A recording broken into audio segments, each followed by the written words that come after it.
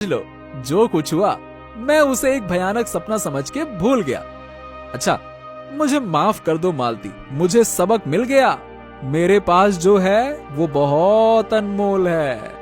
अब से मैं कभी लालच नहीं करूंगा। इस तरह रामू ने लालच के चक्कर में पड़ी कठिनाइयों से सबक सीखा और उसने समझा कि सच्चा सुख केवल संतोष में ही है।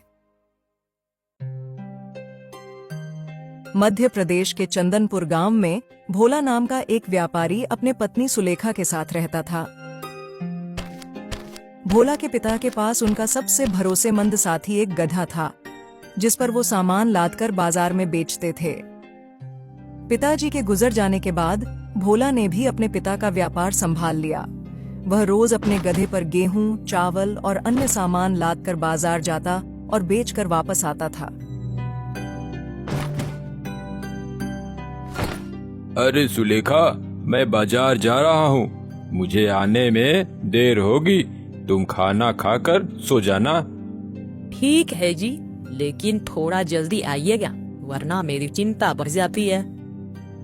चल बे गधे, आज जरा तेज चलना, सुना नहीं जल्दी घर आना है। जी हुजूर, मैंने कब देरी की है जो आज करेंगे। फिर भोला और उसका गधा बाजार की ओर चल दिए। भोला का गधा पूरे बाजार की गधों में सबसे ज्यादा सामान उठाने के लिए मशहूर था। बाजार पहुंचने पर भोला का दोस्त घनश्याम उसे देखता है।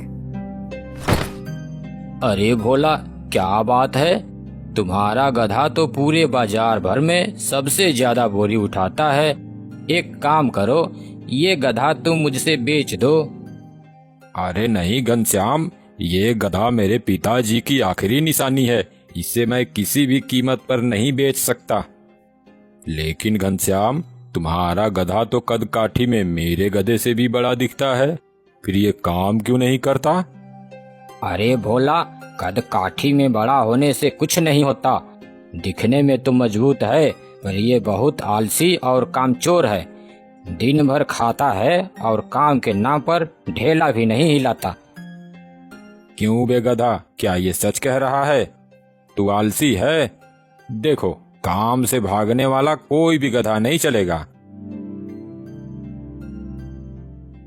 थोड़ी देर बाद भोला और घनश्याम घर लौटने लगे।